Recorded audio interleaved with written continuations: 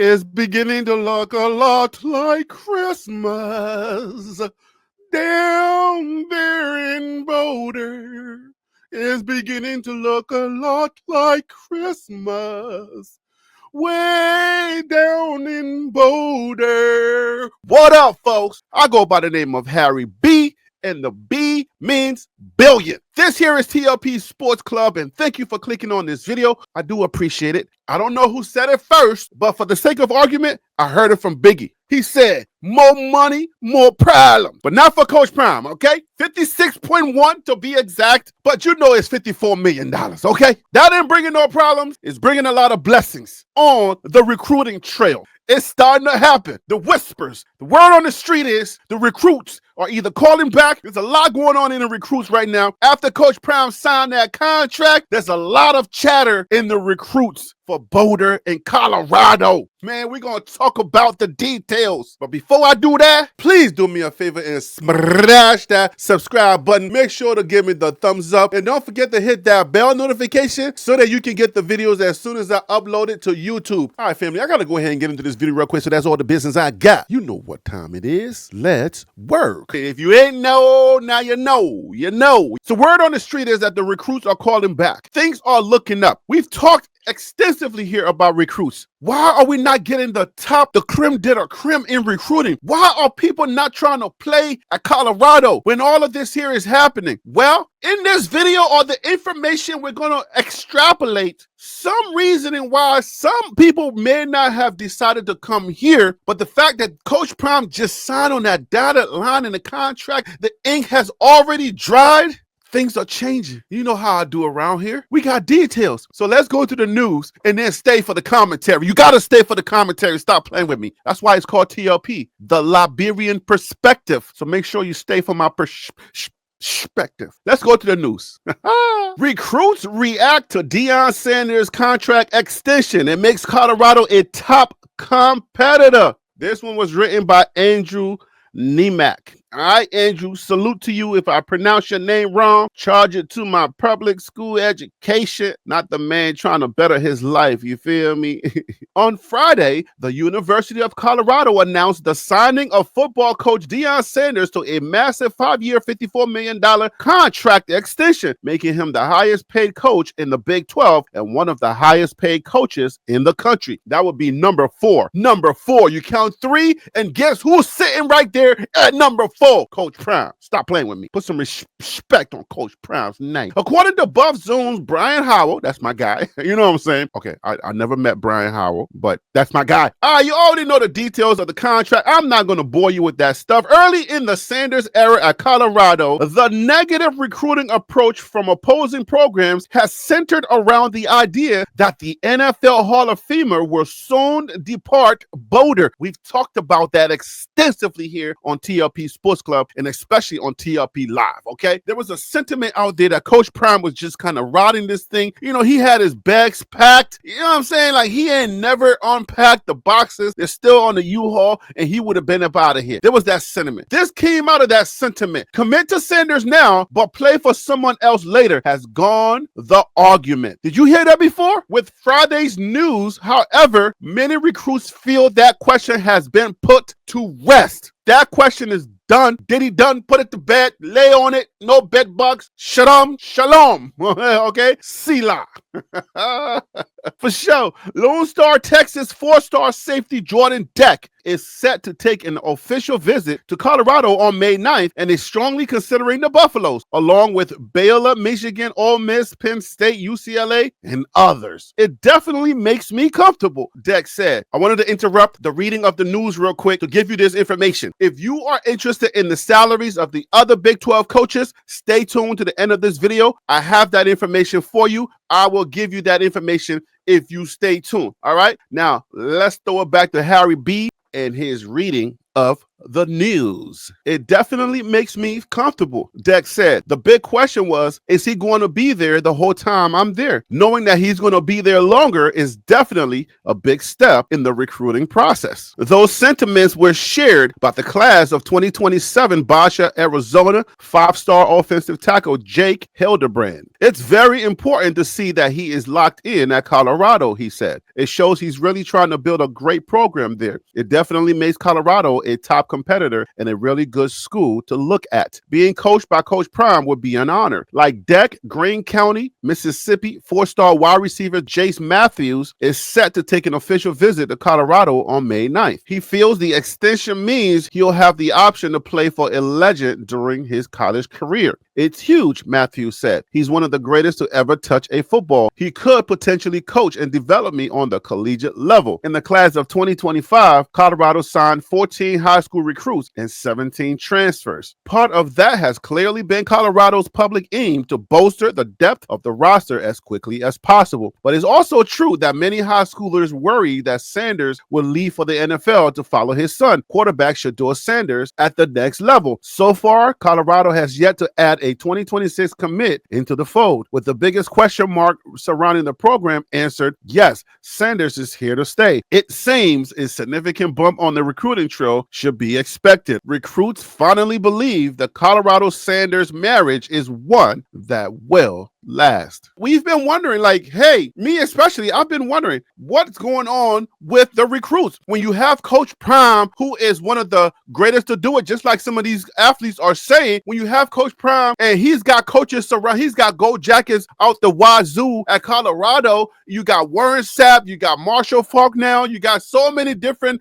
NFL players, you got Livingston, who has proven to be a genie from a bottle or whatever you want to call it. Like, he's been doing his thing. So now you have the pieces surrounding Colorado and Coach Prime that any recruit should feel privileged to play there. And then you get a built-in publicity machine. Whatever you want to call it, publicity or propaganda, whatever you want to call it, you have a machine there that can actually propel you if you have the talent. I mean, if you ain't no good, then we obviously going to put out videos, stories that, oh, you were disgruntled, you didn't want to play, da-da-da-da-da. I mean, come on. We got many of those stories last year if you are what they call mid. You feel me? But if you're good and you're talented, you come over here, the only thing you're going to have to worry about is competition. And I know if you are a talented recruit, if you are a talented player, then competition should not be anything. If you go to Notre Dame, it's going to be there. Ohio State is going to, no matter where you go, right? If you go to one of these top programs, competition is going to be there. You're going to be going against other 4 and 5-star players, 3-star players. So competition should not be a problem for a top recruit. But the question has always been, why are they staying away from Coach Prime? You feel me? Why are the recruits staying away? So now we got some type of insight. People were legitimately afraid of coming to Colorado because they felt like Coach Prime may not stay. And rightfully so, because you know that Coach Prime's name has come up several times going to the NFL. And then Coach Prime himself, I feel like, to tell you the truth, and I know y'all going to call me a hater for saying it, he didn't help his own case. Coach Prime did not help his own case. One second he's saying, I'm not going to follow my kids follow me. And then the next thing you know, he's taking an interview with Jerry Jones. He's like, well, the only reason why I would leave and go to the NFL is if I had the opportunity to coach my kids, including Travis Hunter. It was like a little bit of a mixed message, and players out there were like, I don't know. You feel me? But according to other news that I'm not going to share in this video, is that recruits are actually calling back. Recruits that were interested in the program previously, right after the contract, they're calling back now, and they're like, hey, yo, what it is, what it does, and what is it going to be? You feel me? Now the recruits are going to be, more excited to look at Colorado as a viable option. I'm not saying, oh, now we're competing with Georgia, Alabama, Ohio State, and all those big programs. I ain't saying that. I'm just saying that in order for these things to happen, and I hate y'all calling me a hater. Y'all got to stop all that hater stuff, because anytime you say something critical, oh, you are a hater. It's either you love and you praise, and then everybody comes, oh, Harry B, you're the man. Or if you say anything critical, then you are a Colorado Coach Coach Prime hater. Like, stop playing with me, okay? I don't call myself a bandwagon Buffs Coach Prime guy for nothing. But I reserve the right to be critical. Like, in order for you to really enjoy this sport, you gotta be critical at times. You feel me? You gotta be critical. So yeah, we need to get the type of recruits, because no matter how you look at it, the way that things were going, the type of recruits that we were getting, we were going to be able to compete in the Big 12. But the goal is not to just compete in the Big 12. The goal is to compete outside of the Big 12. The goal is to get some interest to be able to beat Notre Dame, Michigan, Michigan State, Ohio State, to be able to beat the Texas. We're not trying to be no Arizona State. We ain't trying to just get there, get far enough and then, and lose. No, that's not the goal. That's not the goal here. That's not how you win championships. First of all, that's not how you get to the playoffs, and that's not how you win championships. We don't want to get close enough. We want to go all the way. This whole opening of the doors of recruits coming in and now feeling more confident, this is a great thing in the right direction. Coach Prime needs that for this program. We need linebackers. We need offensive linemen. We need a defensive line. We need a formidable offensive line, defensive line, so that when we play, we have grit. We can stand with anybody, all right? They ain't got to be world beaters. They just got to have a lot of heart. Guys that can play at the next level. That is the type of talent that Coach Prime needs in order for him to be able to win the Big 12, go to the playoff, and have a chance to either win 1 or 2 games, surprise a few people, and next year we're in the Natty Talk. I'm not saying that's going to be next year, this year, or whatever. I'm just saying this is what needs to happen in order for us to get that and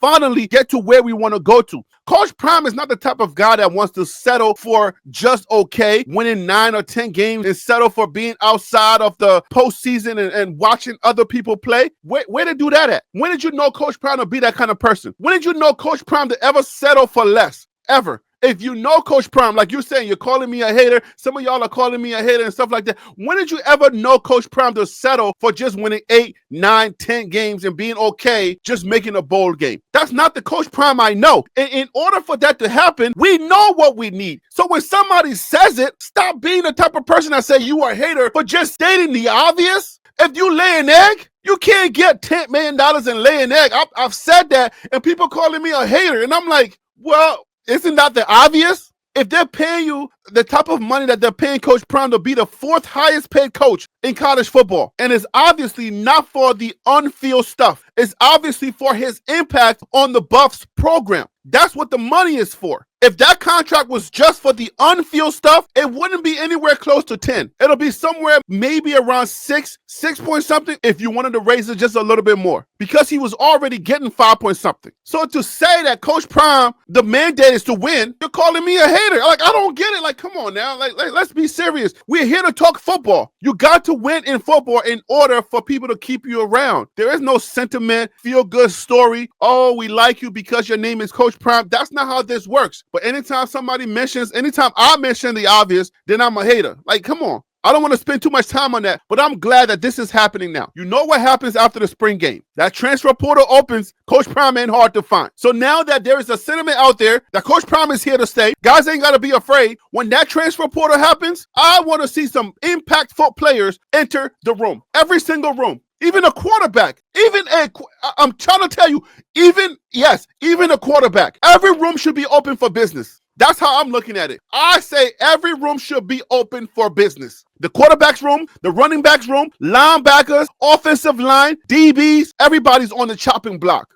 Yes, because if you want to win, ain't no feelings. We don't have no attachments to nobody. Bring competition. If you want to see your team in the offseason, postseason play, if you want to be watching Colorado, if you want to sit by your TV and they're talking about Colorado, Coach Prime doing these interviews like he's doing, if you want to see that, then we need to upgrade every single room in Colorado football. If you're not thinking that way, then I don't know if you're a true fan of this team. I don't know if you can't be a true fan of any team if you know that the team is struggling in certain areas, but you are afraid of the people who talk about the sport to say anything about it. Because if they do, then they're a hater. Come on now. We're heading in the right direction. Recruits are coming. That is more excitement I've heard this whole entire offseason. Like that is great news. And I'm glad to bring that for you. I ain't forgot about you. Some of y'all stuck around to the end so that you can get the information for the other coaches. I got that for you. Thank you for staying tuned. Here's the salaries for the other Big 12 coaches as compared to Coach Prime's salary. Let's go. You already know that Coach Prime is getting $10 million